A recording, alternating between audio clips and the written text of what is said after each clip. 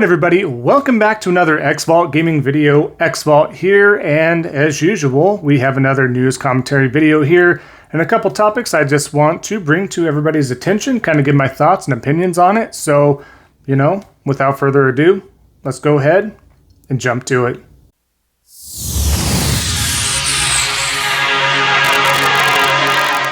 Alright, so the first piece of news that we do have today is in regards to Sony's Dualsense Controller. In fact, it has to do with Phil Spencer himself. Phil Spencer, according to Video Games Chronicle, which is one of the many outlets reporting on this, he does compliment the Dualsense and suggests the Xbox could update its controller. He goes on, or at least the article goes on to state, Microsoft stuck to a familiar design for its Xbox Series XS pads, only making minor changes to its design and under-the-hood improvements. In comparison, Sony opted to totally redesign its controller with new features such as haptic feedback and adaptive triggers. Speaking as part of the latest Kinda Funny Games cast, Spencer said that Xbox probably wouldn't release any major bespoke accessories such as VR headsets in the near future, but suggested that an updated controller was far likely to happen.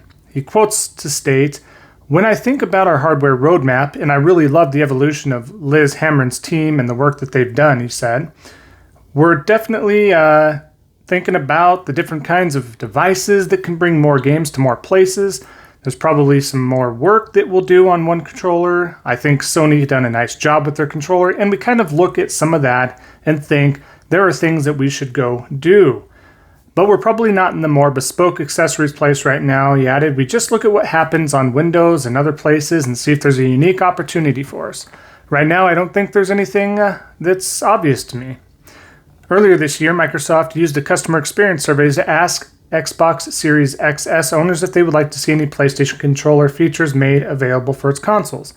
Asked specifically about the likelihood of Xbox getting into the VR and AR space with its own peripherals, Spencer told Kinda Funny this was not really something it was planning. "We're watching what happens on PC," he said. "As it relates to VR specifically, the best experience that I've seen is Quest 2, and I just think that it's untethered and ease of use and its capability just doesn't, to me, require it being connected to an Xbox in any way. So when I look at a scenario like that, I think of xCloud. I think of the Xbox Live community. I think of other things of how we could bring content to a screen like that. Whether we do something like that through first-party or third-party partnerships is kind of a second step to do. We think the games that we currently have that we're able to run on our platform would work here." So, overall, he did kind of come on there and just kind of go over everything. So he does give more praise. This isn't the first time that he has praised the DualSense controller itself. And I'm telling you firsthand, folks, not being a fanboy, this is one of my favorite controllers of all time, if not the favorite controller of all time.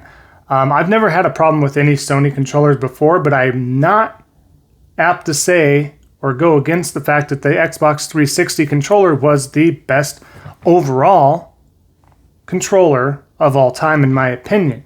And I've gone through and played everything from the Atari joysticks to NES, Super NES, Sega games, the Sega CD, Saturn, Dreamcast, Nintendo 64, everything, right? I played everything under the sun and under the hood.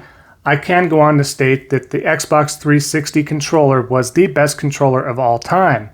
And it still stands that to this case. And it probably does for most other people, especially if you have not played or utilized a DualSense controller. This controller, I kid you not, is so comfortable. They made it larger. Everything just seems really finite and really just compact, and those DualSense haptic triggers and adaptive feedback, it's not just a gimmick. It really, really brings another level of immersion. You could tell right away, I'm glad it's not a gimmick because they're incorporating it in more and more games, whether it be first party or third party. These controllers are that phenomenal. A big fan of them myself, so I'm glad he went on there. Really not, I'd be surprised if we don't see some sort of implementation to future Xbox controllers in regards to this. I don't think they'll change their design perhaps, but they will incorporate that haptic feedback, and because they have to put those motors and anything else in there that the DualSense does have, that might change the design just a tad bit of the 360 or the Xbox controllers itself. So we'll see what kind of happens there. Maybe they'll just get it all to fit and it works as normal. And more of that type of feedback on a controller, if it's elsewhere, then good for you.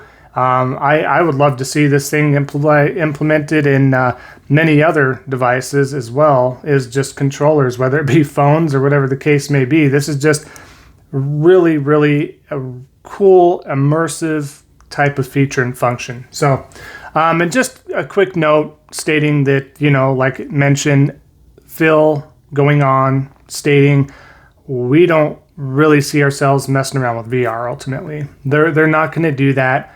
I give kudos to Sony for sticking to it. We're going to see another VR2, so to speak. I went over this in my previous video.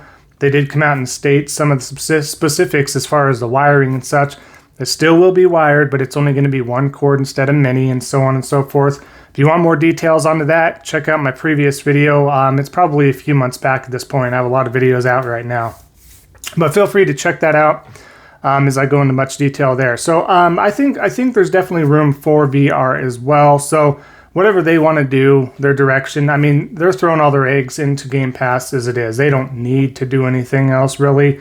Certainly they can improve. There's never a perfect item or controller or system or service. You can always improve something. And that's how we improve as human beings every day, is realize that nothing is perfect. Nothing should be, complacent. There's always room for improvement one way or another. So always keep that in mind, and maybe he's got that in mind, and that's a great mindset to have. So kudos to that, and just the fact that he gave more props to the DualSense. Now, moving on to our next topic at hand here, we did get a quick glimpse of Miles Morales' actor's Instagram pic, and it does lead to that Spider-Man 2 speculation.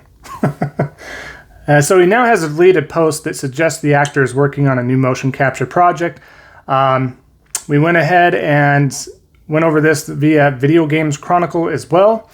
It goes on to quote that on Tuesday, actor Najee Jeter, published a photograph of him donning motion capture gear for an unspecified project.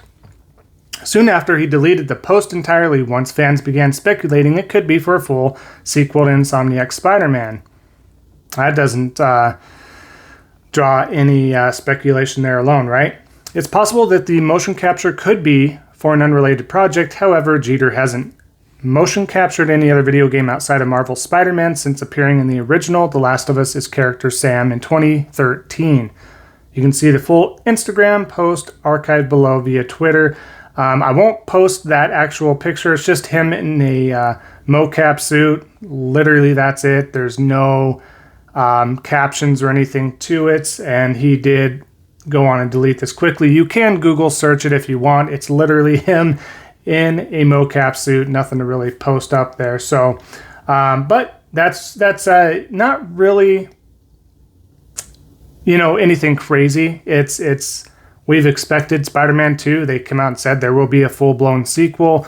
Miles Morales will be in there with Peter Parker. It's going to be big. It's going to be on a grand scale. But the fact that this is being shown right now means it's in full-scale production.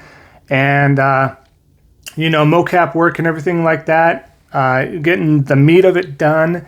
We are probably seeing this in, I hate to say it, but probably 2023. That's if everything's going well and there's no setbacks and we get everything moving quite along and how quickly the animation and all that's being done.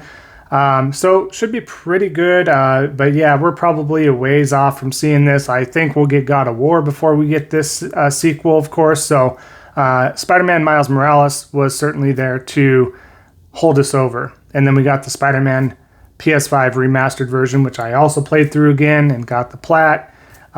So really can't complain there. A lot of good fun to be had there. Check those games out. I also did a complete playthrough of Spider-Man, the remastered for the PS5. I think I have some gameplay for Miles Morales. I didn't do the full thing because I was towards the beginning of when I was starting this channel officially, and I was just messing around with stuff. So some early videos there. Not too commentative or anything like that on those, but definitely there to check out if you want to check those out. But yeah, very excited for this. I'm not going to get too hyped right now because we're so far off from Spider-Man 2. at least a couple years away. It would be nice if it was sooner, but you know, they got to kind of spread those premium titles out like that. And we do have Horizon and God of War on the horizon, no pun intended there as well. So stuff will be happening. Lots of good stuff coming out. Lots of great platforms, third party, first party alike. So good stuff. So thank you, everybody. We'll wrap up the video here ultimately, but let me know your thoughts and opinions in the comments below. Have you tried the Dualsense? Are you a fan of it? Are you waiting to get your hands on it? Let me know. I would love to hear your feedback on that as well. And for the Spider-Man 2 here, do you think it's towards Spider-Man 2? Do you think it's something completely different? Am I off my mark as well? Let me know in the comments below. Are you excited? Have you tried out any of the Spider-Man games? If you have not, do so. You're missing out. Find a way to play those games. Whether you're a superhero fan or not, this game is super amazing. No pun intended for the Spider-Man there, but check that all out, okay? And thanks so much, everybody. We're still at 96 out of 100 subscribers, so seem to be in a little bit of a rut. Usually I've been getting about 1 sub a week, so if you know anybody personally, word of mouth, share these videos if you can. Spread them on Twitter, Instagram, Facebook, whatever social media platform you have. Word of mouth, whatever the case is. And definitely help me out by doing liking and commenting and all that. If you haven't already, or if you're new here, definitely subscribe. Don't forget to smack that subscribe button as well. That way we get that going and we can get things going towards that algorithm too. So thank you all so much. Providing content daily right now as much as possible. So thank you. Appreciate the support. You're all amazing. And we'll see everybody next time on the next Xvault Gaming video. And until then, take care.